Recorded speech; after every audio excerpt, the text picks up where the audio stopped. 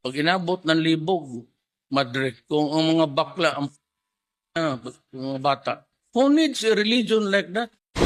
Itong celibacy, ito ba'y aral ni Kristo?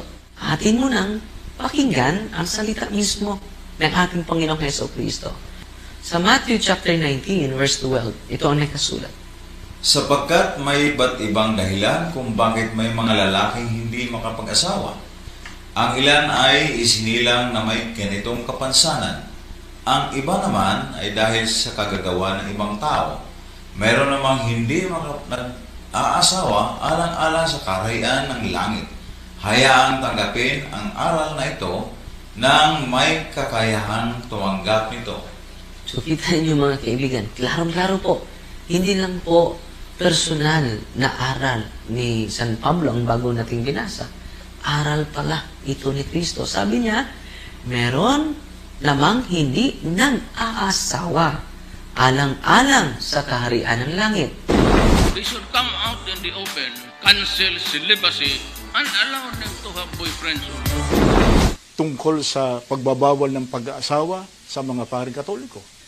Masakit pakinggan pero ang sabi ng Apostol Pablo, yung pagbabawal ng pag-aasawa, hindi po aral ng Diyos kundi aral ang wika ng demonyo. Yon ang banat noon ni dating Pangulong Rodrigo Duterte sa celibacy.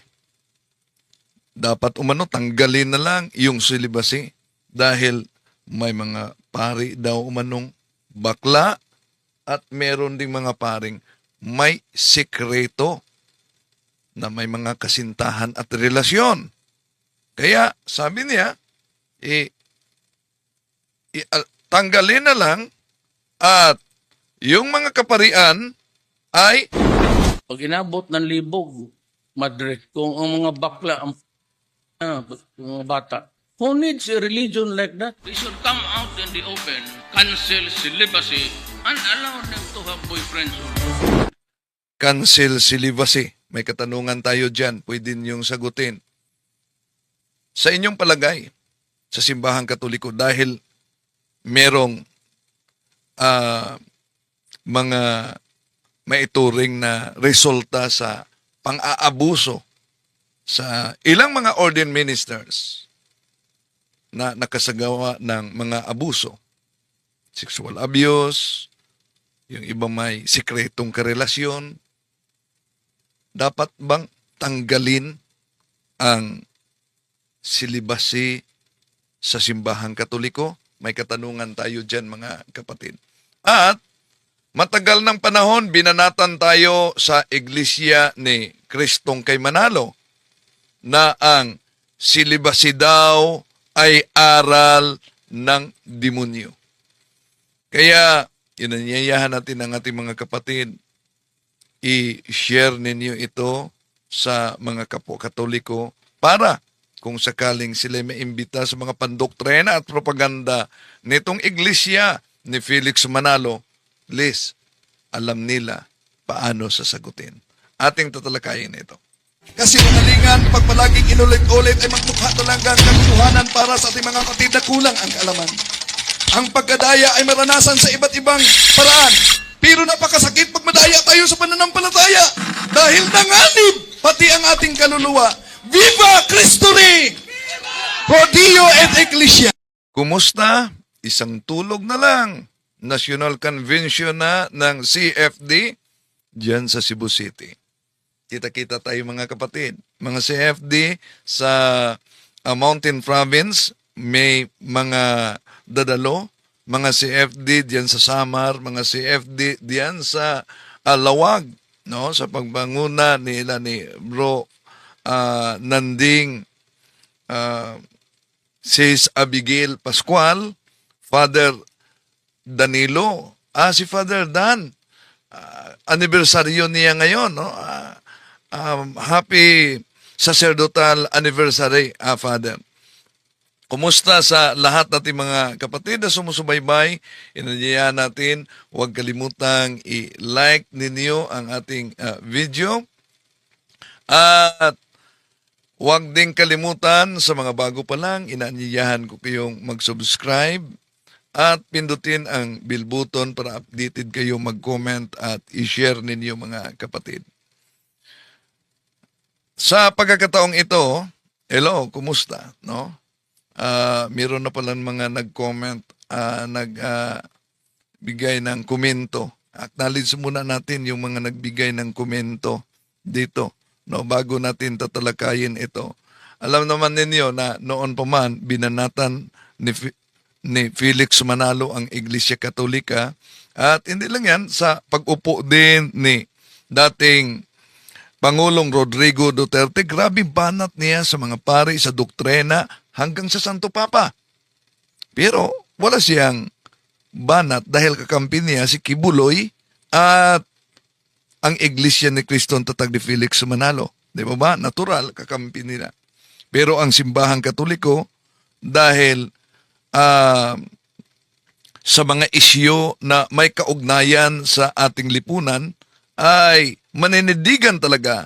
Kaya binanatan yung mga pari na bakla, yung mga pari na hindi naman lahat. Kung meron, hindi lahat. Merong mga nagkaresulta ng iskandalo, pero ang simbahang Katoliko may reformation, di ba? Kaya nga, during the time of Pope Francis, meron siyang motto proprio, Vos estis Lux Mundi, na yung motto proprio na yan, atasan ang lahat ng mga obispo na sino mga kaparian na may involved sa sexual abuse, dapat ang obispo ay mag-report agad at gagawa ng aksyon. Kung sakaling walang ginawa ang obispo, yon. At may lay na mag-report nito, delikadong tatanggalin siya bilang obispo. Yun ay bahagi sa reformisyon ng simbahan. Acknowledge muna natin mga kapatid, no? Ang mga pumasok, Oliver's TV, dapat hindi tanggalin ang celibacy. May freedom to choose naman ang mga pari kung anong bukasyon ang mas gusto nila. Magpili lang sila ng isa.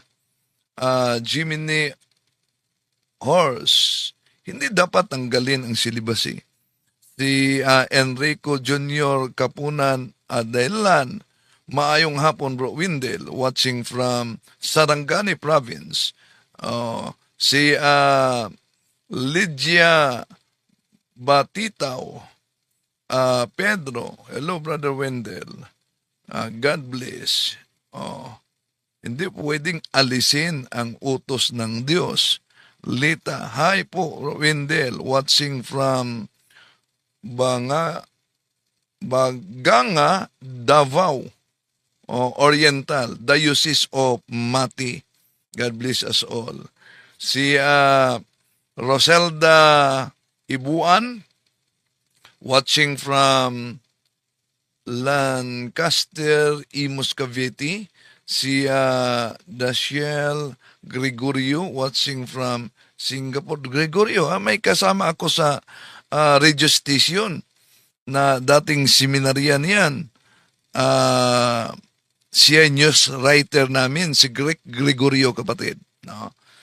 News writer namin yan sa radio station namin. O ano-ano mo, baka kilala mo si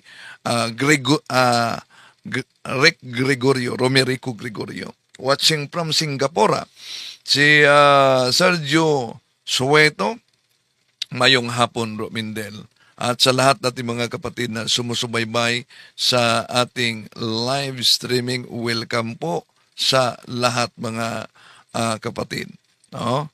Na sumusubaybay sa ating live streaming. Okay, kung balikan natin yung banat, natural naman na binanatan talaga ni dating Pangulong Rodrigo Duterte, at ito din ang ginagamit ng mga ibang anti-Katoliko. Tingnan yung mga Katoliko. Ang simbahang Katoliko ay binanatan ni dating Pangulong Rodrigo Duterte kung anong ore yung mga kaparian. Kaya dapat daw tanggalin na lang yung silibasya, yung silibasi ng simbahang Katoliko. Bakit? para pahintulutan daw ang mga pare na to have boyfriend at girlfriend, sabi ni Digong. Watching si Desiderio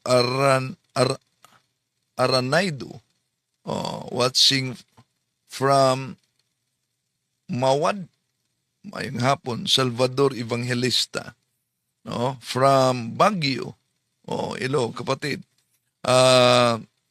Dati from New York, nakauwi at sa lahat nating mga kapatid na sumusubaybay sa ating live streaming. Okay.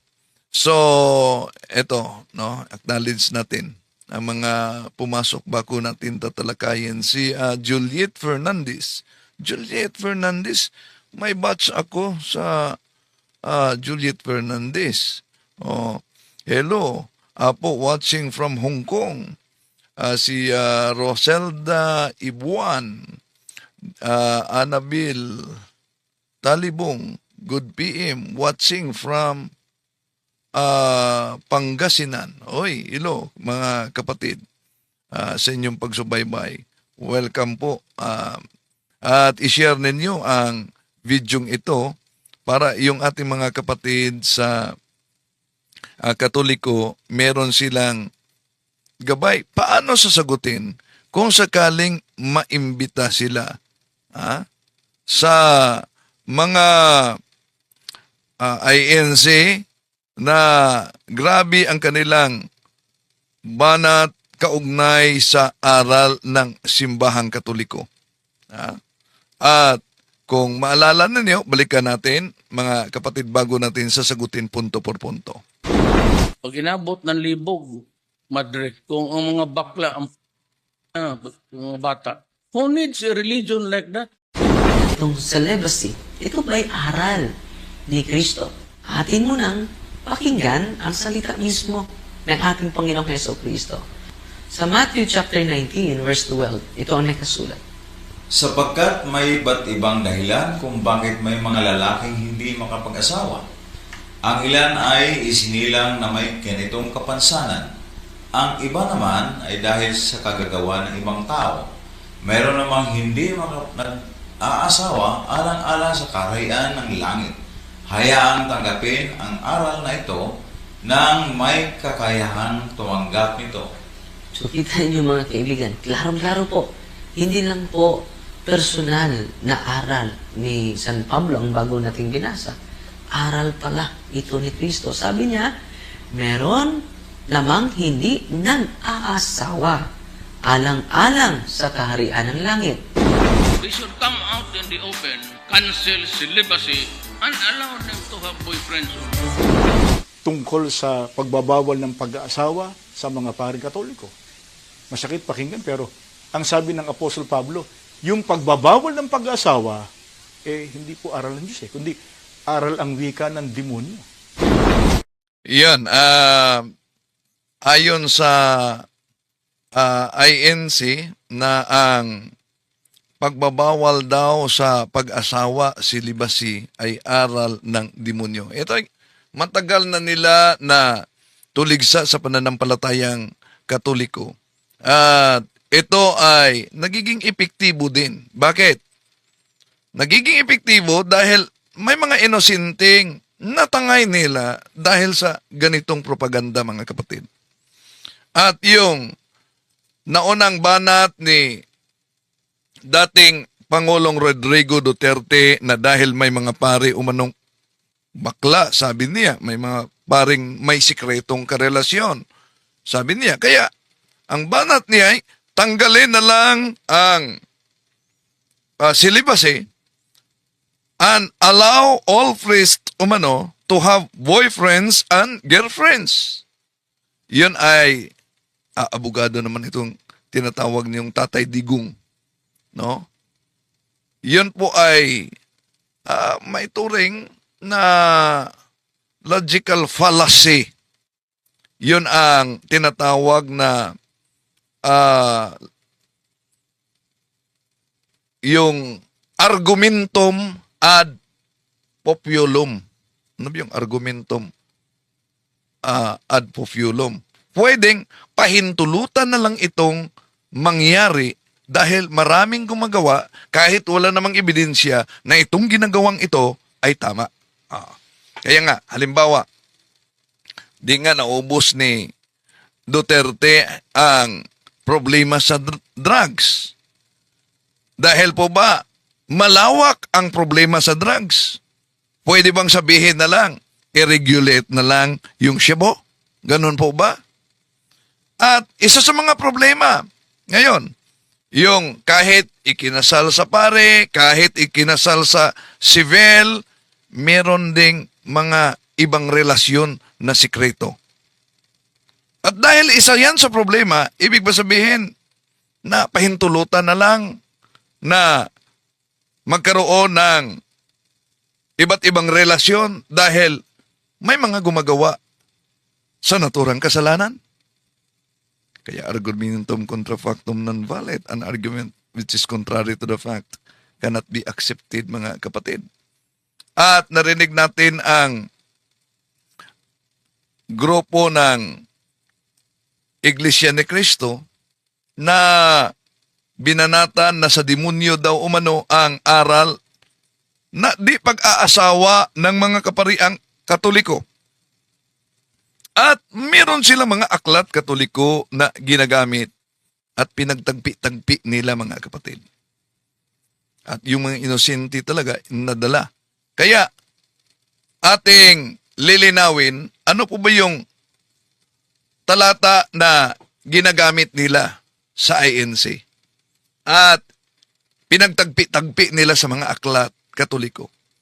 Bakit sinabi nila na ang celibacy, na sabi ni dating Pangulong Rodrigo Duterte dapat tanggalin umano, at ayon sa Iglesia ni Manalo, etong celibacy ay aral umano ng demonyo. Kaya sasagutin at lilinawin natin, mga kapatid, etong paboritong tuligsa ng Iglesia ni Kristong Tatang ni Felix Manalo sa Santa Iglesia Katolika, kaugnay sa buhay ng ating mga kaparian at sa ating mga kamadrihan sa tinatawag na celibacy, ang di pag-aasawa na ayon sa kanilang tuligsay sa demonyo yan. Sa demonyo daw. At alam nyo ba, para lang patunayan nila, mga kapatid, ang kanilang akusasyon na madalas nilang ginagamit ang talata sa Biblia pero out of context. Anong talata na ginagamit nitong mga ministro ni Felix Manalo? Ito, mga kapatid, pansinin ninyo ang talatang ito. Ito ang ginagamit ng mga ministro ni Felix Manalo. Unang Timoteo Kapitulo 4, versikulo 1, ituloy sa 3. Ang ginagamit natin ang dating Biblia. Ngunit hayag na sinasabi ng Espiritu na sa mga huling panahon, ang iba'y nagsisitalikod sa pananampalataya at mga kikinig sa mga espiritong mapanghikayat at sa mga aral ng mga demonyo na ipinagbabawal ang pag-asawa at ipinag-uutos na lumayo sa mga lamangkati na nilalang ng Diyos upang tanggapin na may pagpapasalamat ng mga nagsisampalataya at nangakakaalam ng katotohanan. Yun ang ginagamit nila na talata, mga mahal na kapatid. At alam niyo, para pagtagpi-tagpiin yan ng mga ministro ni Felix Manalo, may aklat Katoliko sila na ginagamit. Ano yung aklat na Katolikong ginagamit nila? Ito po, pakinggan ninyo. Ang pamagat nito ang pananampalataya ng ating mga ninuno. Ang aklat na ito ay sinulat ng Cardinal James Cardinal Gibbons. Siguro po, pinakamaganda, ipakita natin yung mismong larawan ng kardinal doon sa first page nung nasabing aklat. Etong kanyang larawan, tinagalog po ito ni Rufino Alejandro. meron po itong mga kaukulang pagpapatibay. May nihil obstat, may imprimatur, makatwid, official na aklat ito ng Iglesia Katolika. Opo. Ang babasahin po natin ay pahina 396. Ang disiplina ng Iglesia, ang tinutukoy, Iglesia Katolika, ay ipinatupad buhat pa sa pasimula sa pamamagitan ng pagbabawal sa mga saserdote. Ang tinutukoy ng saserdote, mga pare, na mag-asawa pagkatapos na sila'y maordinan. Yan. Ginagamit nila ang aklat katolikong ito, mga kapatid, na pinagtagpi-tagpi nila dahil ayon sa nakasulat sa unang Timoteo Kapitulo 4, versikulo 1, ituloy sa 3, ngunit hayag na sinasabi ng Espiritu na sa mga huling panahon, ang iba'y nagsisitalikod sa pananampalataya at nangakikinig sa mga espiritong mapanghikayat at sa mga aral ng mga demonyo na ipinagbabawal ang pag-asawa. At sino daw umano ang nagbabawal sa pag-asawa? Gamit nila itong aklat na pinagtagpi-tagpi nila ang pananampalataya ng ating mga ninuno sa pahina 396 at 396. Ang disiplina ng Iglesia ay ipinatupad buwat pa sa pasimula sa pamamagitan ng pagbabawal sa mga saserdote na mag-asawa pagkatapos na sila'y maordinan. O, yan. At sabi nila, o di ba malinaw, na sino ang tinutukoy sa Biblia? Dagdagan pa nila. Ano pa ang sinabi ng Biblia? Ito po, balikan natin ang unang Timoteo. Ito ang propaganda ng INC, mga kapatid. Unang Timoteo, balikan po natin. Maliban sa aral ng demonyo daw, nagbabawal sa pag-asawa, ano pa ang palatandaan na aral ng demonyo? Ito, sabi nila, unang Timoteo Kapitulo 4, versikulo 1, tuloy sa 3, ito mabasa natin, may kulay pula.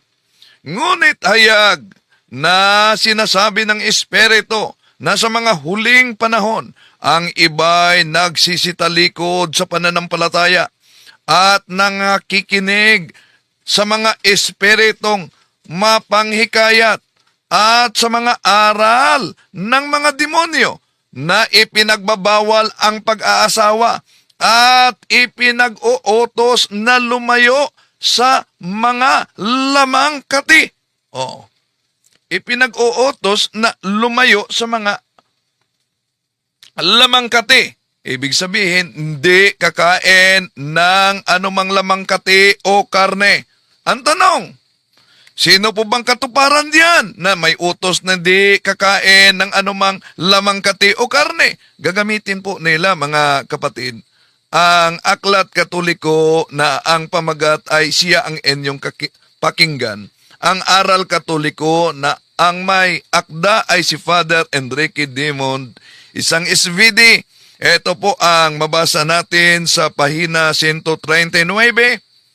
Ang ikalawang utos sa Santa Iglesia Katolika ang mag-ayuno at huwag kumain ng anumang lamangkati o karne sa mga araw na ipinagbabawal niya.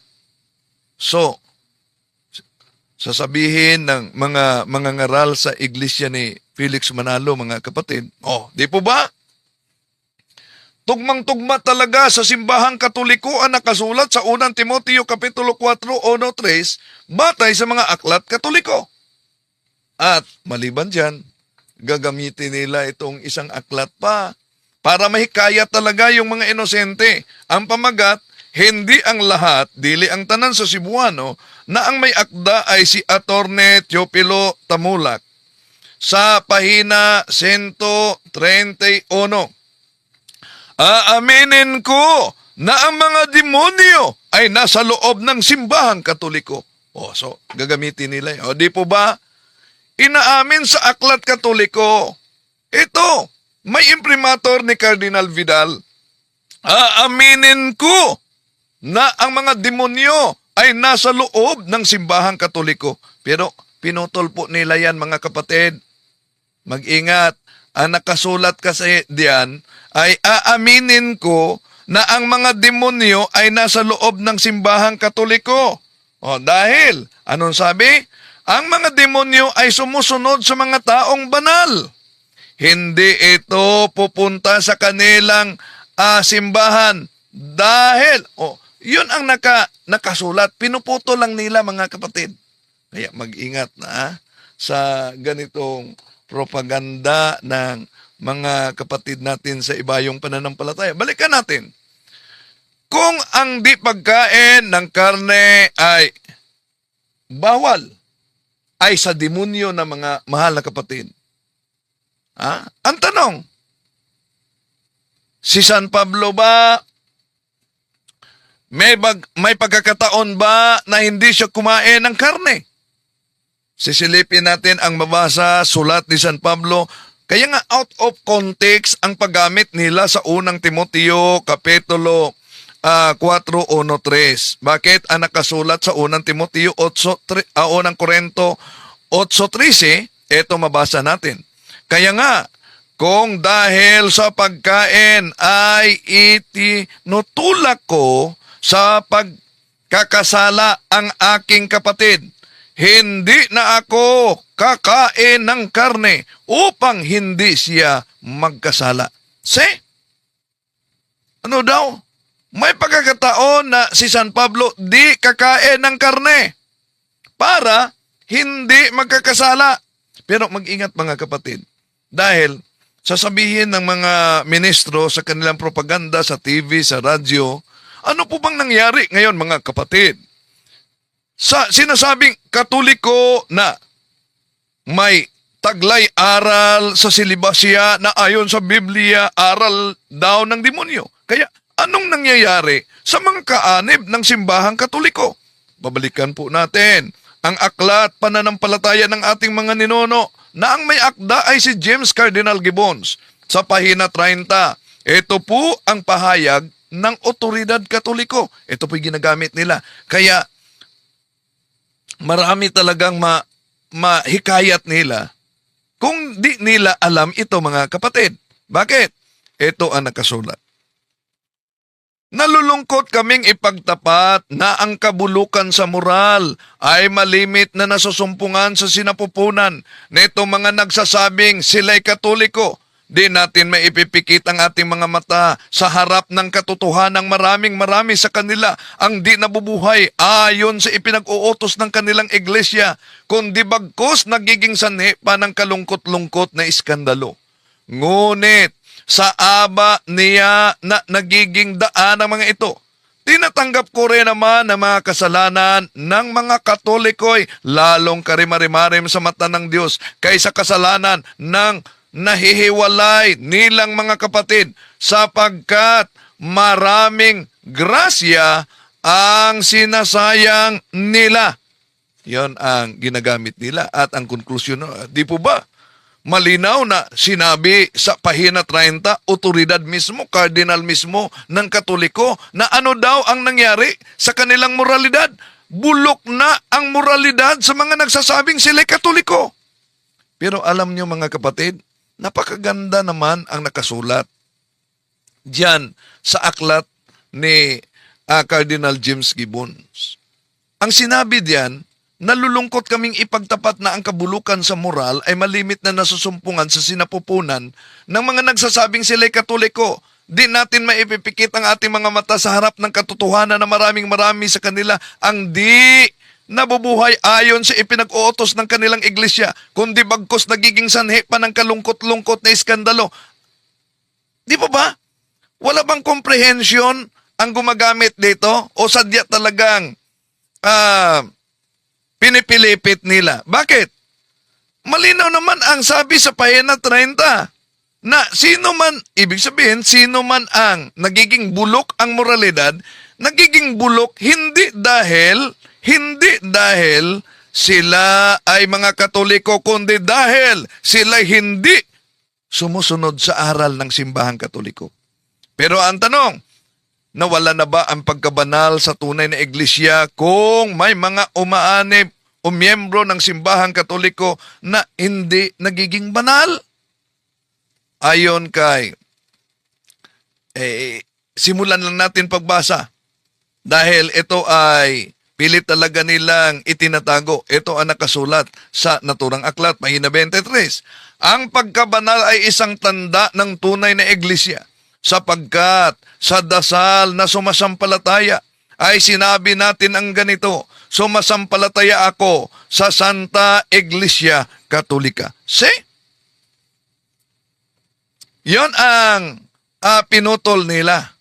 Kaya, napakalinaw mga kapatid, na kung meron mga miyembro sa simbahang katoliko na nagkasala at nagiging resulta kahit mapari man siya obispo. Remember, even during the time of Christ, there was also a Judas. Pero, di tayo magtaka yan. Bakit? Ayon sa Jeremias Kapitulo 5, versikulo 26, sapagkat ang masasamang tao ay matatagpo ang kasama sa aking bayan. Ano daw? Kasama na umano sa bayan ng ating Panginoon Jesucristo yung mga masasamang tao. Iwanan ba nimo ang tunay na iglesia dahil sa 12 ka mga apostolis, isa ay nagiging Judas? Ano po ba ang layunin na merong tunay na iglesia, mga kapatid? But piliin ninyo ang iglesia na at yayakapin ninyo ang iglesyang tatag lamang ng tao. Halimbawa, kung may doktor na nagkasala dahil gumagamit siya sa kanyang injection ng poison, ayaw mo na ba? Meron namang nahuling doktor. Ayaw mo na bang lalapit sa ospital dahil may doktor na nagkasala? Ang tunay na simbahan ay parang ospital sa mga kaluluwa na may sakit. Kaya, sabi ng ating Panginoong Hesus sa San Marcos Kapitulo 2, versikulo 17, narinig ito ni Hesus, kaya't siya ang sumagot. Hindi nangangailangan ng gamot ang walang sakit, kundi ang may sakit. Naparito ako upang tawagin ang mga makasalanan, hindi ang mga matuwid. See? Yun ang dahilan kung bakit merong tunay na iglesia. Merong iglesia katolika. Dahil ang iglesia katolika ay ospital.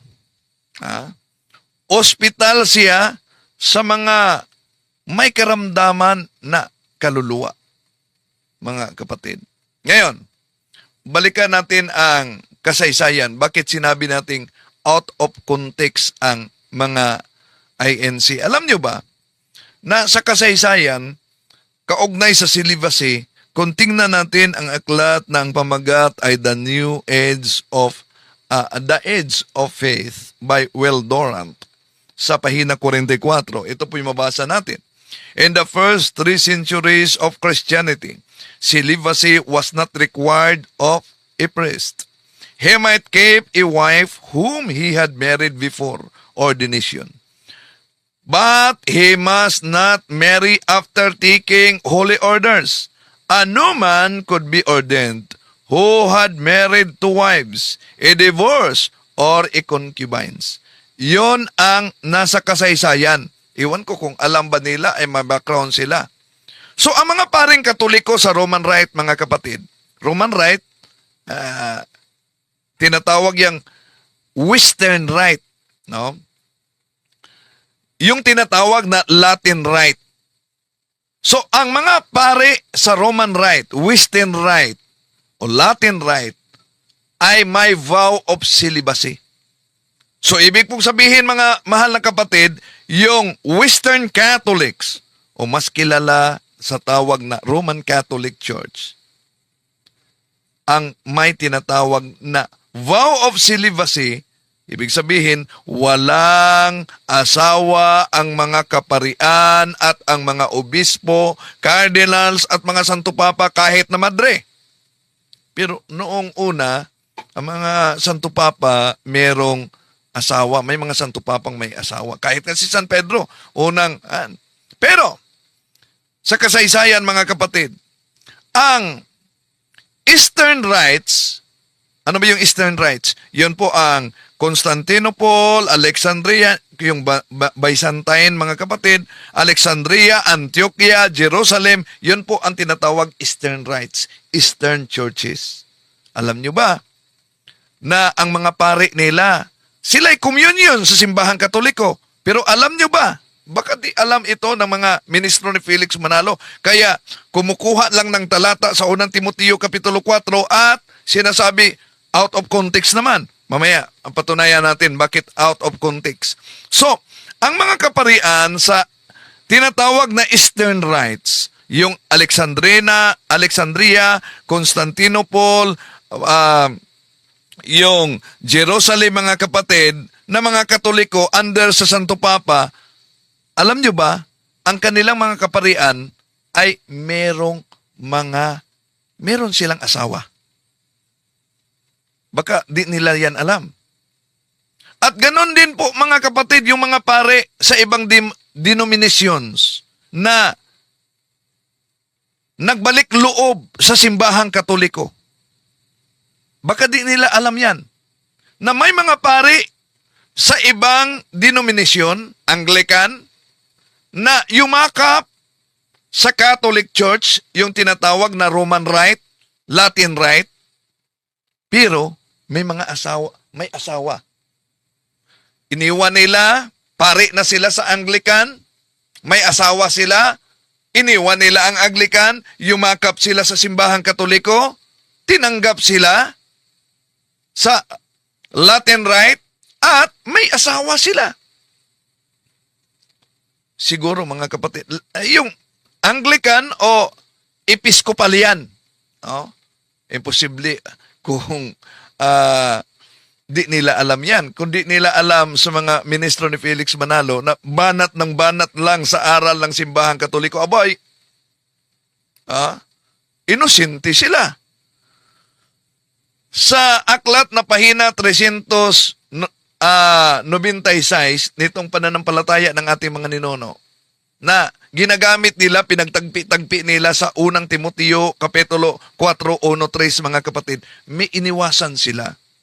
Alam nyo ba anong iniwasan? Pakita ko sa inyo, para sabihin nila na sa Katoliko, pinagbabawal talaga ang pag-aasawa. Kaya sa demonyo yan. Eto, mga kapatid, ito ang iniwasan nila. Sa pahina, balikan natin, may karugtong, pahina 396 sa binasa nila. Ito, ng mga unang araw ng iglesia dahil sa kadalangan ng mga may bukasyon sa hanay ng mga walang asawa, ang mga lalaking may asawa ay tinatanggap sa pagpapari. Datapuwat, sila'y inuutosang mamumuhay ng hiwalay sa kanilang mga asawa pagkatapos na sila'y maordinan gaya ng ating mababasa sa iba't ibang kanon. Yun ang mabasa natin sa aklat na ginagamit. Alam nyo, lahat ng mga ministro, mga mahal na kapatid, sa Iglesia ni Cristo, ay meron talagang mga aklat na ganito. Dahil sa kanilang pagtitipon, Katoliko ra talaga ang numero unong binanata nila gamit yung mga aklat na pinagputol-putol, pinagtagpi-tagpi nila. Di ba? So, tuloy natin. Ang kanilang ginagamit ay ang unang Timoteo Kapitulo 4, versikulo 1, ituloy nila sa 3. Na ang buhay na walang asawa sa mga kaparian, yung tinatawag na celibacy, ay sa demonyo daw. Pero alam niyo ba, na hindi pwedeng iugnay, ikonekta ang unang Timoteo Kapitulo 4, versikulo 1-3 sa Biblia sa sinasabing doktrina ng demonyo daw. Bakit? Basahin muna natin. Ulitin natin, pagbasa, unang Timoteo Kapitulo 4, versikulo 1 hanggang 3, ito po, mga kapatid. Ngunit hayag na sinasabi ng Espiritu na sa huling panahon, ang iba ay nagsisitalikod sa pananampalataya at nakikinig sa mga espiritong mangpanghikayat at sa mga aral ng mga demonyo na ipinagbabawal ang pag-aasawa at ipinag-uutos na lumayo sa mga lamangkati. Yun ang ginagamit nila. Himay-himayin po natin mga kapatid. Una, kung tingnan ninyo ang footnote sa Dewey Version Bible, sa unang Timoteo, ito'y iniiwasan nila dahil malinaw kung sino ang tinutukoy, kaya out of context sila, sino ang tinutukoy sa unang Timoteo, Kapitulo 4:1-3. Sa footnote ito kasi ang mabasa. He expects, si San Pablo ang tinutukoy dyan na nagpahayag tungkol sa mga Gnostics, the Marcionites, the Encratites, the Manichaeans, and other ancient heretics who absolutely condemn marriage and the use of all kind of meat. So, yun ang tinutukoy pala mga kapatid, yung mga Gnosticos. Hindi ang vow of celibacy. Dahil napakalinaw na ang layunin sa vow of celibacy, kung tingnan natin ang Catechism of the Catholic Church na aral ng Simbahang Katoliko sa pahina 1579, all the ordained ministers of the Latin Church, with the exception of permanent deacons, are normally chosen from among men of faith who live a celibate life and who intend to remain celibate for the sake of the kingdom of heaven. So, napakalinaw ang doktrina ng Simbahang Katoliko dito mga kapatid. For the sake of the kingdom of heaven. Hindi po, for the sake of the kingdom of demons. At, pansinin ninyo, dahil literal ang kanilang interpretasyon nitong Iglesia ni Manalo na binanatan palagi ang ating doktrina mga kapatid, sa paggamit nila sa unang Timoteo Kapitulo 4, versikulo 1-3, lalabas na, dahil literal, lalabas na ang di pag-asawa ay sa demonyo, lalabas na lilitaw na ang Panginoon ay nagturo ng aral ng demonyo. Bakit? Di ba nila alam ito? Jeremias Kapitulo 16:1-2, muling nagsalita sa akin si Yahweh, at ang sabi, huwag kang mag-aasawa o kaya'y magkakaanak sa lupaing ito. O yan, utos yan mismo ni Yahweh. Huwag kang mag-aasawa, huwag kang magkaanak. Kaya dito malaman nating mga kapatid na hindi lahat ng pagbabawal na mag-aasawa ay saklaw sa talatang unang Timoteo Kapitulo 4, versikulo 1-3 na ginagamit ng mga INC. Kaya kung bawal ang pag-aasawa, bakit may utos ang Diyos sa Jeremias Kapitulo 16:1-2? May dahilan niyon. Ganon din ang mga pare ng Simbahang Katoliko mga kapatid. Kung hindi sila nag-aasawa sa pamamagitan sa pagpili ng vow of celibacy, may dahilan yan. Anong dahilan yan? Si San Pablo ang nagsulat sa unang Timoteo Kapitulo 4, 1-3.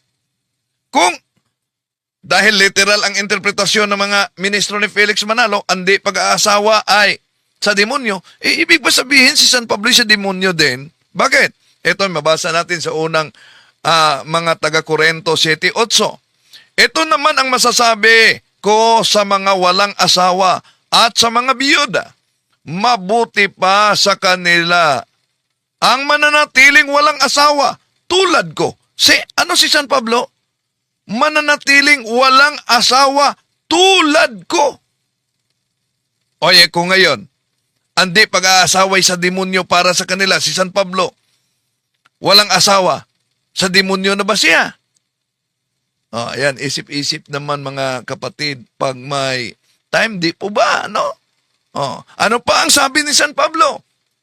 Balikan natin ang sabi niya sa unang mga taga Korento Kapitulo 7 versikulo 35. Ito po sabi niya, at ito'y sinasabi ko sa inyong sariling kapakinabangan, hindi upang alisin ko ang iyong kalayaan, kundi dahil sa mga bagay na nararapat upang kayo'y makapaglingkod sa Panginoon ng walang abala. So ano daw ang sinabi ni San Pablo? Bakit merong vow of celibacy? Malinaw ang sabi niya, upang makapaglingkod sa Panginoon ng walang abala.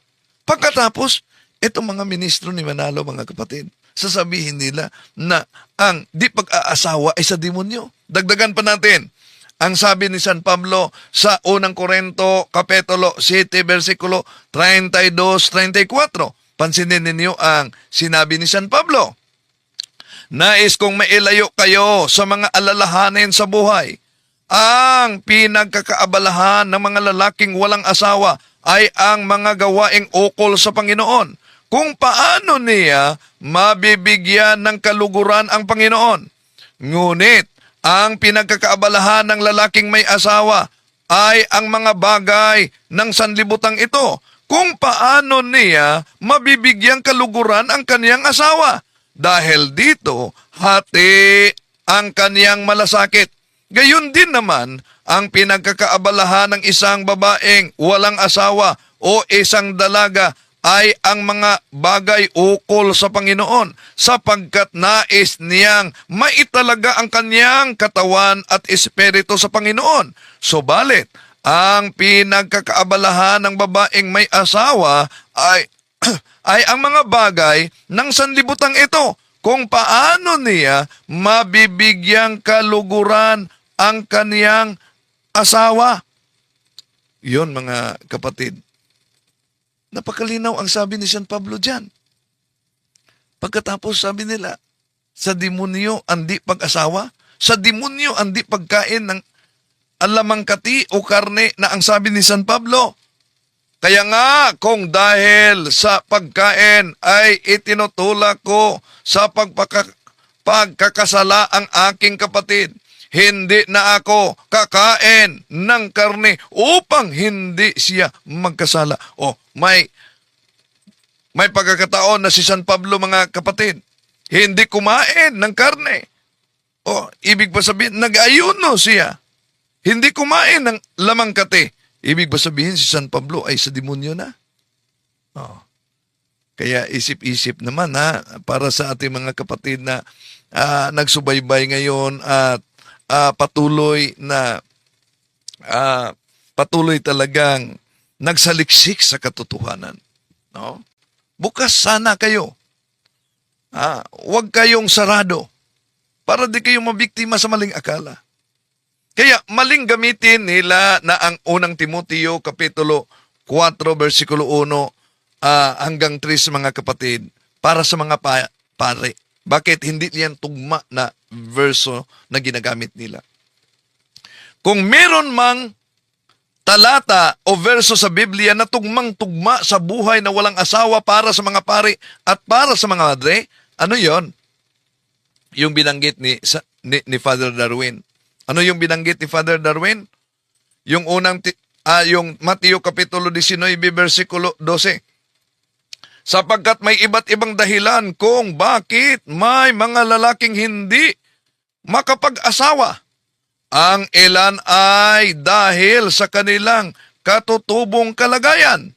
Ang iba namay naging ganoon dahil sa kagagawan ng ibang tao.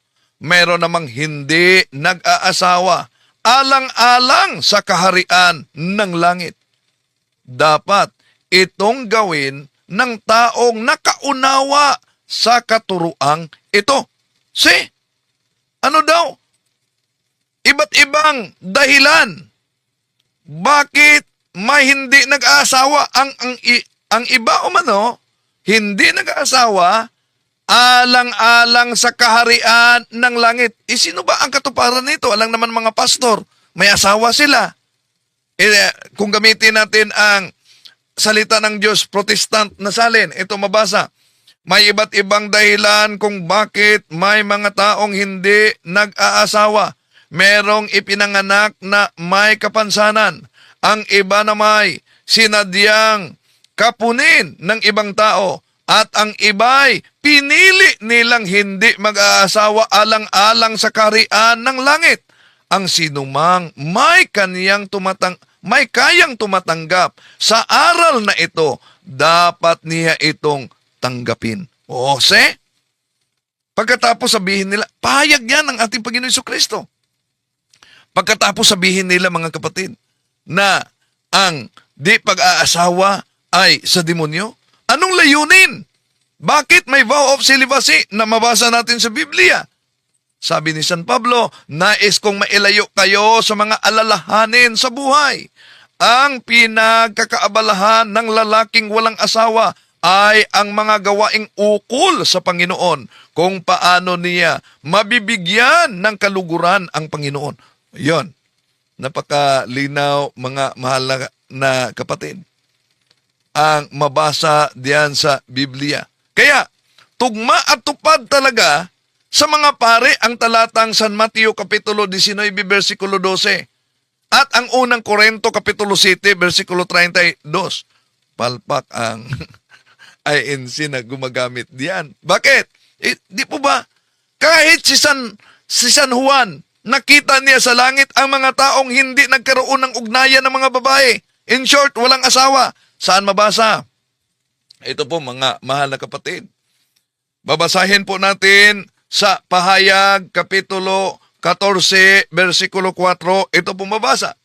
Ito ang mga lalaking nanatiling malinis at hindi nagkaroon ng anumang kaugnayan sa mga babae. Sumusunod sila sa kordero saan man sila magpunta. Sila'y tinubos mula sa buong sangkatauhan bilang mga unang handog sa Diyos at sa kordero. Ano daw ang mabasa natin sa naturang talata, mga kapatid? Mga lalaking hindi nagkaroon ng anumang kaugnayan sa mga babae. At sila daw ang sumusunod sa yapak ng ating Panginoon Jesucristo. Ibig sabihin, walang asawa. Pinili sila mula sa mga tao para maging handog sa Diyos. Ang tanong, sino ang mga yon?